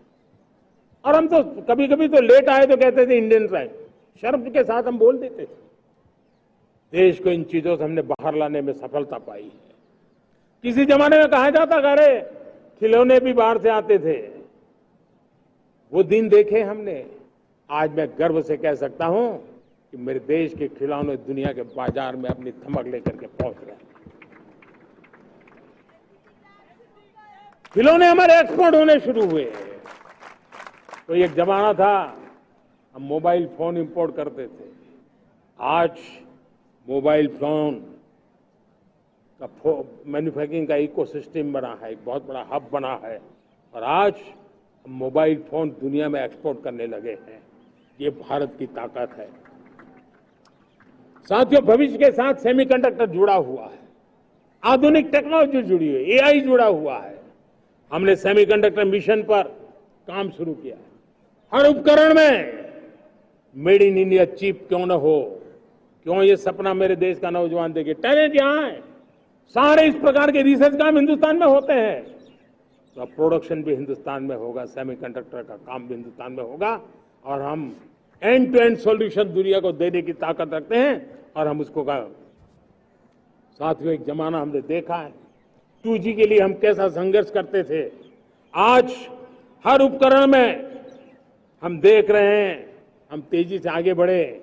और 5G जिस तेजी से पूरे देश में रोल आउट हुआ, हिंदुस्तान के करीब करीब सभी क्षेत्रों में 5G पहुंच गया। वो विश्व में तेज गति से 5G पहुंचाने में हम आगे रहे। और देश साथियों, मैंने कहा हम रुकने वाले नहीं हैं। 5G पे रुक जाना हमें मंजूर नहीं है। हम 6G पर अभी से मिशन मोड में काम कर रहे हैं, और विश्व में हम उसमें भी अपनी धमक जमाएंगे, ये मैं विश्वास से कहता हूं। मेरे प्यारे साथियों, डिफेंस सेक्टर हमारी आदत हो गई थी।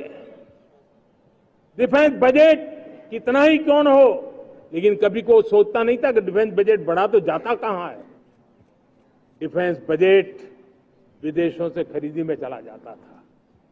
अब हम चाहते हैं हम आत्मनिर्भर बने, और मैं हमारी डिफेंस फोर्सेस का हृदय से धन्यवाद करता हूं। उन्होंने हजारों ऐसी चीजें लिस्ट कर दी है। उन्होंने तय किया है कि हम विदेश से नहीं लाएंगे। राष्ट्र के लिए जीना क्या कहते हैं, ये हमारे सेना के जवानों ने दिखाया है, और उसके कारण डिफेंस के सेक्टर में हम आत्मनिर्भर होते चले जा रहे हैं।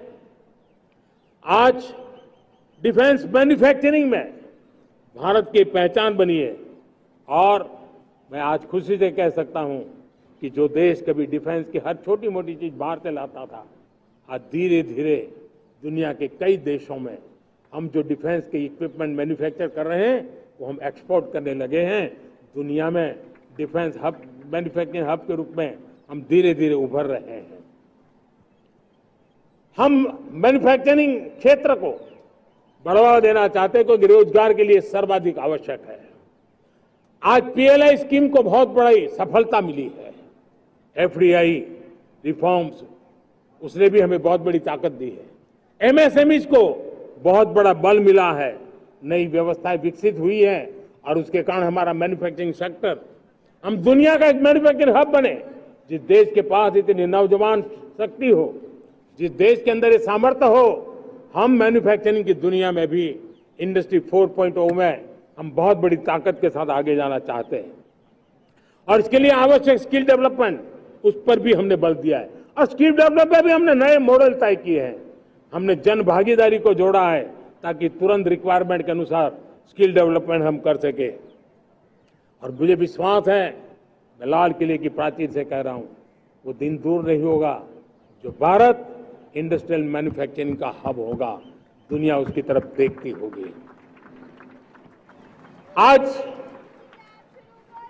विश्व की बहुत बड़ी कंपनियां भारत में निवेश करना चाहती हैं।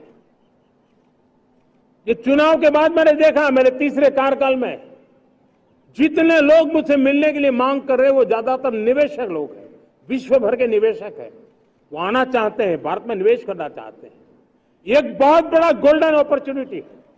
मैं राज्य सरकारों से आग्रह करता हूं कि आप निवेशकों को आकर्षित करने के लिए स्पष्ट नीति निर्धारित कीजिए, गुड गवर्नेंस का आश्वासन दीजिए, लॉ एंड ऑर्डर सिचुएशन के लिए उनको भरोसा दीजिए।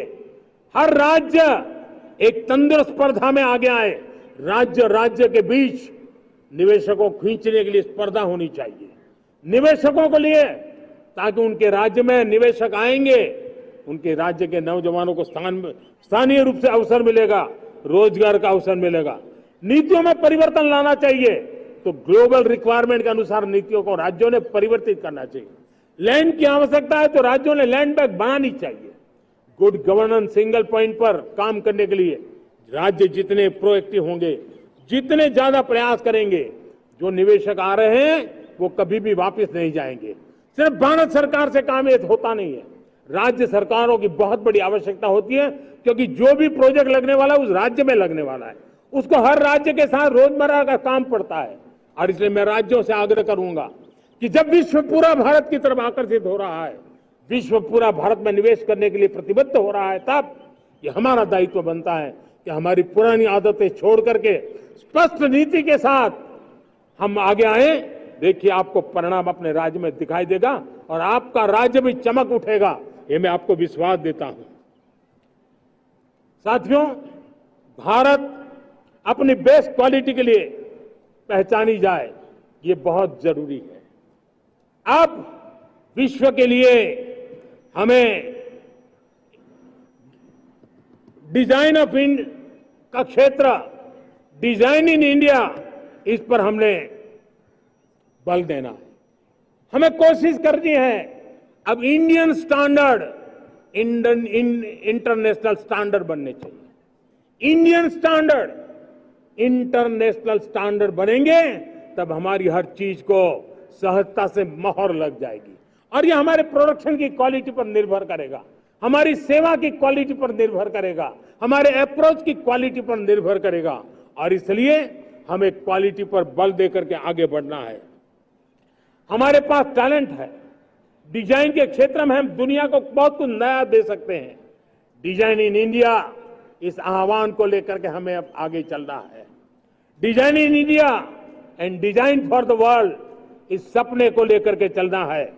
मैं देख रहा हूं गेमिंग की दुनिया का बहुत बड़ा मार्केट खड़ा हुआ है, लेकिन आज भी गेमिंग की दुनिया पर प्रभाव, खास करके उन खेलों को बनाने वाले लोग, प्रोडक्ट करने वाले लोग, विदेशी कमाई होती है। भारत के पास बहुत बड़ी विरासत है, हम गेमिंग की दुनिया में बहुत नई टैलेंट को लेकर के आ सकते हैं। विश्व के हर बच्चे को हमारे देश के बनी हुई गेमिंग की ओर आकर्षित कर सकते हैं। मैं चाहता हूं कि भारत के बच्चे, भारत के नौजवान, भारत के आईटी प्रोफेशनल्स, भारत के एआई के प्रोफेशनल्स वे गेमिंग की दुनिया को लीड करें, खेलने में नहीं, गेमिंग की दुनिया में हमारे प्रोडक्ट पूरे विश्व में पहुंचने चाहिए और पूरी दुनिया में हमारे एनिमेटर्स काम कर सकते हैं। एनिमेशन की दुनिया में हम अपनी दाग जमा सकते हैं। हम उस दिशा में काम करें। मेरे प्यारे देशवासियों, आज विश्व के अंदर ग्लोबल वार्मिंग, क्लाइमेट चेंज हर क्षेत्र में चिंता और चर्चा का विषय रहता है। भारत ने उस दिशा में काफी कदम उठाए हैं। हम विश्व को आश्वस्त करते रहे हैं और शब्दों से नहीं, अपने कार्यों से, प्राप्त परिणामों से हमने विश्व को आश्वस्त भी किया है और विश्व को आश्चर्यचकित भी किया है। हम ही हैं जिन्होंने सिंगल यूज प्लास्टिक पर प्रतिबंध लगाया है। हमने रिन्यूएबल एनर्जी पर विस्तार किया है। हमने रिन्यूएबल एनर्जी को एक नई ताकत दी है। आने वाले कुछ वर्षों में हम नेट जीरो फ्यूचर की ओर आगे बढ़ रहे हैं। मुझे याद है पेरिस अकॉर्ड में जिन देशों ने अपने लक्ष्य निर्धारित किए थे, आज मैं लाल किले की प्राचीर से मेरे देशवासियों की ताकत दुनिया को बताना चाहता हूं।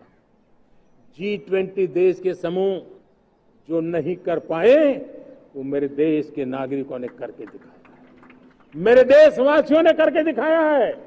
हिंदुस्तान ने करके दिखाया है। पेरिस अकॉर्ड के अंदर जो टारगेट हमने तय किए थे, उन टारगेट को समय से पहले पूरा करने वाला G20 देशों के समूह में अगर कोई है तो एकमात्र मेरा हिंदुस्तान है, एकमात्र मेरा भारत है। और इसलिए गर्व होता है साथियों।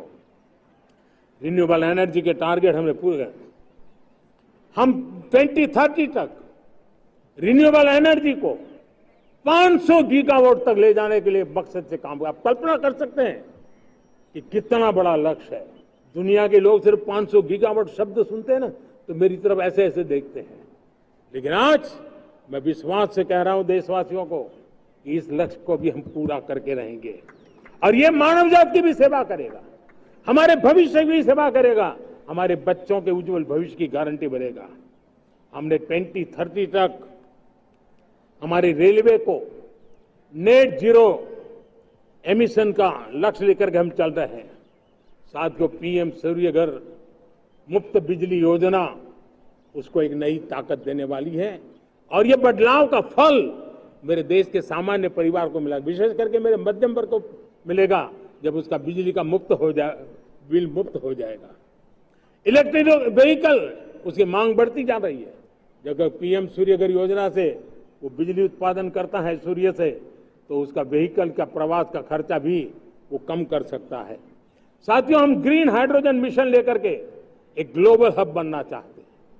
बहुत तेजी से नीतियां बनाई गई है, बहुत तेजी से उसका इम्प्लीमेंटेशन का काम हो रहा है और भारत ग्रीन हाइड्रोजन एक न्यू एनर्जी की दिशा में हम जाना चाहते हैं। और ये सारे जो प्रयास चल रहे हैं, क्लाइमेट की चिंता तो है ही है, ग्लोबल वार्मिंग की चिंता है, लेकिन इसके अंदर ग्रीन जॉब्स की बहुत बड़ी संभावना है और इसलिए आने वाले कालखंड में ग्रीन जॉब्स का महत्व बढ़ता है।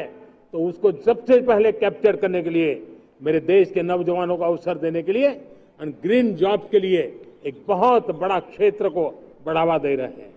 मेरे प्यारे देशवासियों, आज हमारे साथ इस तिरंगे झंडे के नीचे वो नौजवान बैठे हैं जिन्होंने ओलंपिक की दुनिया में भारत का परचम लहराया है। मैं मेरे देश के सभी एथलीट्स को, मेरे देश के सभी खिलाड़ियों को 140 करोड़ देशवासियों की तरफ से बधाई देता हूं और हम नए सपने, नए संकल्प, अत्यंतिक पुरुषार्थ के साथ नए लक्ष्यों को हासिल करने के लिए आगे बढ़ेंगे, ऐसा मैं विश्वास के साथ उनको शुभकामनाएं भी देता हूं। आने वाले कुछ दिनों में भारत के एक बहुत बड़ा दस्ता पैरालंपिक के लिए पेरिस जाने के लिए रवाना होगा। मैं मेरे सभी पैरालंपिक खिलाड़ियों को भी हृदय से बहुत बहुत शुभकामनाएं देता हूं। साथियों, भारत ने G20 को ऑर्गेनाइज किया, हिंदुस्तान के अनेक शहरों में ऑर्गेनाइज किया। 200 से ज्यादा इवेंट किए। पूरे विश्व में G20 का इतना बड़ा व्याप, इतना बड़ा कार्यक्रम कभी नहीं हुआ, इस बार हुआ। इसने एक बात सिद्ध कर दी है कि भारत में बड़े से बड़े काम, कार्यक्रम ऑर्गेनाइज करने की ताकत है। भारत को किसी को भी हॉस्पिटैलिटी का सामर्थ्य भारत में सबसे ज्यादा है। अगर ये सिद्ध हो चुका है तो साथियों, हिंदुस्तान का सपना है कि 2036 में जो ओलंपिक होगा वो मेरे हिंदुस्तान की धरती पर हो। इसके लिए हम तैयारी कर रहे हैं, उसके लिए हम आगे बढ़ेंगे। साथियों, समाज के आखिरी तबके के जो लोग हैं, ये हमारा सामाजिक दायित्व है। अगर कोई पीछे रह जाते हैं तो हमारी आगे बढ़ने की गति कम कर देता है, और इसलिए हम आगे बढ़ना चाहते हैं तो भी सफलता तब मिलती है पीछे वाले को भी साथ साथ आगे ले आए। और इसलिए हम सबका दायित्व बनता है कि हमारे समाज में आज भी जो क्षेत्र पीछे रह गए हैं, जो समाज पीछे रह गए हैं, जो लोग पीछे रह गए हो, हमारे छोटे छोटे किसान हो, हमारे जंगलों में रहने वाले मेरे आदिवासी भाई बहन हो, हमारी माताएं बहनें हो, हमारे मजदूर हो, हमारे श्रमिक साथी हो, हमारे कामगार लोग हो, इन सबको हमें बराबरी में लाने के लिए, हमारे बराबर लाने के लिए भरपूर प्रयास करना है। लेकिन अब गति पकड़ गई है, अब लंबे दिन तक हमें वो करना नहीं पड़ेगा। बहुत जल्द वो हमारे पास पहुंच जाएंगे, हमारी बराबरी में आ जाएंगे, हमारी ताकत बहुत बढ़ जाएगी। और बड़ी संवेदना के साथ हमें इस काम को करना है। और इसके लिए एक बहुत बड़ा अवसर आ रहा है। मैं मानता हूं संवेदनशीलता की दृष्टि से इससे बड़ा अवसर क्या हो सकता है। हमें पता है 1857 के स्वतंत्रता संग्राम के पहले भी अंग्रेजों के नाक को दम करने वाला हमारा देश का एक आदिवासी युवक था। 20-22 साल की उम्र में उसने अंग्रेजों के नाक को दम ला दिया था, जिसको आज भगवान बिरसा मुंडा के रूप में लोग पूजा करते हैं। भगवान बिरसा मुंडा की 150वीं जयंती आ रही है। ये हम सबके लिए प्रेरणा का कारण बने। समाज के प्रति छोटा सा छोटा व्यक्ति भी देश के लिए कैसी जज्बात रखता है, उससे बड़ी प्रेरणा भगवान बिरसा मुंडा से अधिक कौन हो सकता है। आइए हम भगवान बिरसा मुंडा की 150वीं जयंती जब मनाएं, संवेदनशीलता का हमारा व्याप बढ़े, समाज के प्रति हमारा ममभाव बने। हम समाज के हर एक व्यक्ति को, गरीबों को, दलित को, पिछड़ों को, आदिवासियों को, हर एक को हम अपने साथ लेकर के चले। इस संकल्प को लेकर के चलना है। मेरे प्यारे देशवासियों, हम संकल्प के साथ तो बढ़ तो रहे हैं, बहुत आगे बढ़ रहे हैं, लेकिन ये भी सच है कि कुछ लोग होते हैं जो प्रगति देख नहीं सकते। कुछ लोग होते हैं जो भारत का भला सोच नहीं सकते हैं। जब तक खुद का भला न हो तब तक उनको किसी का भला अच्छा नहीं लगता है। ऐसी विकृत मानसिकता से भरे हुए लोगों की कमी नहीं होती है। देश को ऐसे लोगों से बचना होगा। वे निराशा की गर्त में डूबे हुए लोग हैं। ऐसे मुट्ठी भर निराशा की गर्त में डूबे हुए लोग, जब उनके गोद में विकृति पलती है तब वो विनाश का कारण बन जाती है, सर्वनाश का कारण बन जाती है, एनार्की का मार्ग ले लेती है। और तब देश को इतनी बड़ी हानि हो जाती है जिसकी भरपाई करने में हमें नए सिरे से मेहनत करनी पड़ती है। इसलिए ऐसे जो छुटपुट निराशावादी तत्व होते हैं, वो सिर्फ निराशा इतना नहीं है, उनकी गोद में विकृति पल रही है। ये विकृति विनाश के, सर्वनाश के सपने देख रही है, ताने बाने जोड़ने की प्रयासों में लगी हुई है। देश को इसे समझना होगा। लेकिन मैं देशवासियों को कहना चाहता हूं कि हम हमारी नेक नीयत से, हमारी ईमानदारी से, राष्ट्र के प्रति हमारे समर्पण से हम सारी परिस्थितियों के बावजूद भी विपरीत मार्ग पर जाने वालों के लिए भी उनके भी दिल जीत करके हम देश को आगे बढ़ने के हमारे संकल्प में कभी भी पीछे नहीं हटेंगे, ये मैं विश्वास दिलाना चाहता हूं। साथियों, चुनौतियां हैं, अनगिनत चुनौतियां हैं। चुनौतियां भीतर भी है, चुनौतियां बाहर भी है। और जैसे जैसे हम ताकतवर बनेंगे, जैसे जैसे हमारा तवज्जो बढ़ेगा, तो चुनौतियां भी बढ़ने वाली है, बाहर की चुनौतियां और बढ़ने वाली है। और मुझे उसका भली भांति अंदाज है, लेकिन मैं ऐसी शक्तियों को कहना चाहता हूं, भारत का विकास किसी के लिए संकट लेकर के नहीं आता। हम विश्व में समृद्ध थे, तब भी हमने कभी दुनिया को युद्ध में नहीं झोंका है। हम बुद्ध का देश है, युद्ध हमारी राह नहीं है। और इसलिए विश्व चिंतित न हो भारत के आगे बढ़ने से। मैं विश्व समुदाय को विश्वास दिलाता हूं कि आप भारत के संस्कारों को समझिए, भारत के हजारों साल के इतिहास को समझिए। आप हमें संकट मत मानिए, आप उन तरकीबों से न जुड़िए जिसके कारण पूरी मानव जात का कल्याण करने का सामर्थ्य जिस भूमि में है, उस भूमि को ज्यादा मेहनत करनी पड़े।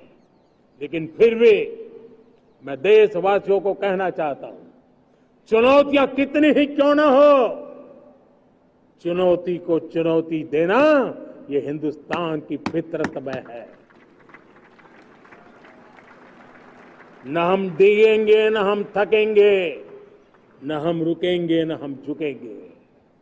हम संकल्पों की पूर्ति के लिए 140 करोड़ देशवासियों का भाग्य बदलने के लिए, भाग्य सुनिश्चित करने के लिए, राष्ट्र के सपनों को साकार करने के लिए हम कोई कोर कसर नहीं छोड़ेंगे। हर बदनीयत वालों को हम हमारी नेक नीयत से जीतेंगे, ये मैं विश्वास देता हूं। मेरे प्यारे देशवासियों, समाज की मनोरचना में भी बदलाव कभी कभी बहुत बड़ी चुनौती का कारण बन जाता है। हमारा हर देशवासी भ्रष्टाचार की दिमक से परेशान रहा है। हर स्तर के भ्रष्टाचार ने सामान्य मानवीय का व्यवस्थाओं के प्रति विश्वास तोड़ दिया है। उसको अपनी योग्यता, क्षमता का प्रति अन्याय की जो गुस्सा होता है, वो राष्ट्र की प्रगति में नुकसान करता है। और इसलिए हमने व्यापक रूप से भ्रष्टाचार के खिलाफ एक जंग छेड़ा है। मैं जानता हूं इसकी कीमत मुझे चुकानी पड़ती है, मेरी प्रतिष्ठा को चुकानी पड़ती है, लेकिन राष्ट्र से बड़ी मेरी प्रतिष्ठा नहीं हो सकती है, राष्ट्र के सपनों से बड़ा मेरा सपना नहीं हो सकता। और इसलिए ईमानदारी के साथ भ्रष्टाचार के खिलाफ मेरी लड़ाई जारी रहेगी, तीव्र गति से जारी रहेगी और भ्रष्टाचारियों पर कार्रवाई जरूर होगी। मैं भ्रष्टाचारियों के लिए भय का वातावरण पैदा करना चाहता हूं, ताकि देश के सामान्य नागरिक को लूटने की जो परंपरा बनी है, उस परंपरा को मुझे रोकना है। लेकिन सबसे बड़ी नई चुनौती आई है। भ्रष्टाचारियों से निपटना तो है ही, लेकिन समाज जीवन में उच्च स्तर पर एक जो परिवर्तन आया है, वो सबसे बड़ी चुनौती भी है और एक समाज के लिए सबसे बड़ी चिंता भी है। क्या कोई कल्पना कर सकता है कि मेरे ही देश में इतना महान संविधान हमारे पास होने के बावजूद भी कुछ ऐसे लोग निकल रहे हैं जो भ्रष्टाचार का महिमा मंडन कर रहे हैं, खुलेआम भ्रष्टाचार का जय जयकार कर रहे हैं। समाज में इस प्रकार के बीज बोने का जो प्रयास हो रहा है, भ्रष्टाचार का जो महिमा मंडन हो रहा है, भ्रष्टाचारियों की स्वीकार्यता बढ़ाने का जो निरंतर प्रयास चल रहा है, वो स्वस्थ समाज के लिए बहुत बड़ी चुनौती बन गया है। बहुत बड़ी चिंता का विषय बन गया है। भ्रष्टाचारियों के प्रति समाज में दूरी बनाए रखने से ही किसी भी भ्रष्टाचारी को उस रास्ते पर जाने से डर लगेगा। अगर उसका महिमा मंडन होगा तो जो आज भ्रष्टाचार नहीं करता है उसको भी लगता है कि तो समाज में प्रतिष्ठा का रंग बन जाता है उस आज कोई भी योजना को चुनाव के साथ जोड़ देना आसान हो गया है, क्योंकि हर 3 महीने 6 महीने कहीं न कहीं चुनाव चल रहा है।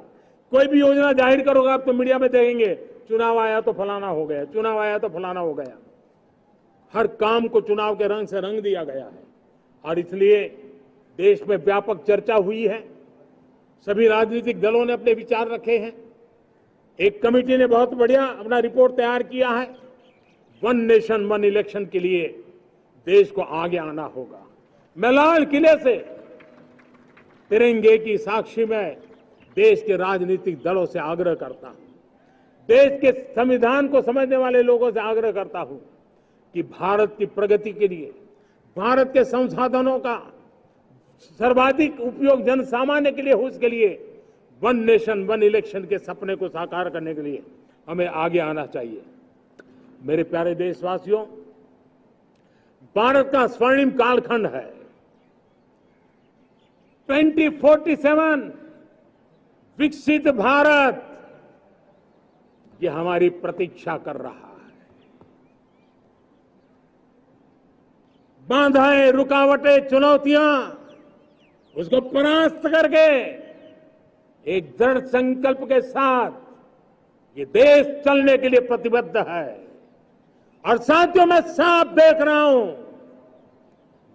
मेरे विचारों में कोई झिझक नहीं है, मेरे सपनों के सामने कोई पर्दा नहीं है। मैं साफ साफ देख सकता हूं कि यह देश 140 करोड़ देशवासियों के परिश्रम से, हमारे पूर्वजों का खून हमारी रगों में है। अगर वो 40 करोड़ लोग आजादी के सपनों को पूर्ण कर सकते हैं तो 140 करोड़ देशवासी समृद्ध भारत के सपने को साकार कर सकते हैं। 140 करोड़ देशवासी विकसित भारत के सपने को साकार कर सकते हैं। और मैंने पहले भी कहा था कि मेरे तीसरे टर्म में देश तीसरी इकोनॉमी तो बनेगा ही, लेकिन मैं 3 गुना काम करूंगा, 3 गुना तेज गति से काम करूंगा, 3 गुना व्यापकता से काम करूंगा, ताकि देश के लिए जो सपने हैं वो बहुत निकट में पूरे हो।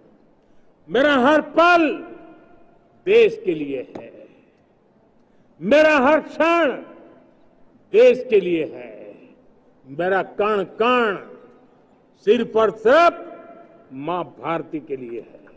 और इसलिए 24/7 और 2047 इस प्रतिबद्धता के साथ आइए, मैं देशवासियों का आह्वान करता हूं। हमारे पूर्वजों ने जो सपने देखे थे, उन सपनों को हम संकल्प बनाए, अपने सपनों को जोड़े, अपने पुरुषार्थ को जोड़े और 21वीं सदी जो भारत की सदी है, उस सदी में स्वर्णिम भारत बना के रहें, उसी सदी में हम विकसित भारत बना के रहें और उन सपनों को पूरा करते हुए आगे बढ़े। और स्वतंत्र भारत 75 साल की यात्रा के बाद एक नए मुकाम पर बढ़ रहा है, तब हम कोई कोर कसर न छोड़े। और मैं आपको विश्वास दिलाता हूं, आपने मुझे जो दायित्व दिया है, मैं कोई कोर कसर नहीं छोड़ूंगा। मैं मेहनत में कभी पीछे नहीं रहूंगा, मैं साहस में कभी कतराता नहीं हूं, मैं चुनौतियों से कभी टकराते से डरता नहीं हूं। क्यों? क्योंकि मैं आपके लिए जीता हूं, मैं आपके भविष्य के लिए जीता हूं, मैं आप भारत माता के उज्जवल भविष्य के लिए जी रहा हूं। और उस सपनों को पूरा करने के लिए आज राष्ट्र ध्वज के छाया में, तिरंगे की छाया में दृढ़ संकल्प के साथ हम आगे बढ़े। इसी के साथ मेरे साथ बोलिए, भारत माता की, भारत माता की, भारत माता की, वंदे वंदे वंदे वंदे। जय हिंद, जय हिंद, जय Hind.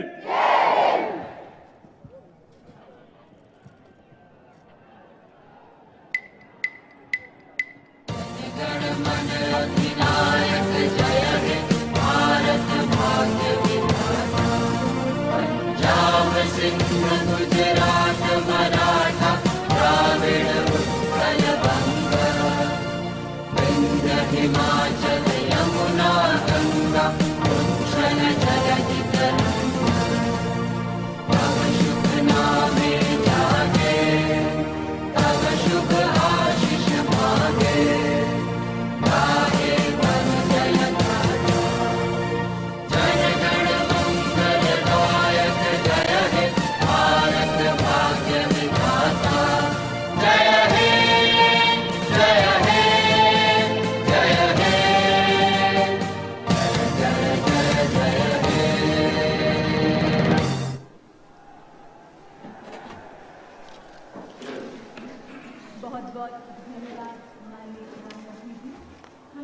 From the ramparts of Red Fort in Delhi, Prime Minister Narendra Modi concluding his first address to the nation after entering his third term as the leader of the government in the country, outlining his hopes and aspirations for the people he leads. Greeting the crowds, greeting the nation, as we all come together to celebrate our 78th Independence Day. So though the function here at Red Fort concludes, the day has just...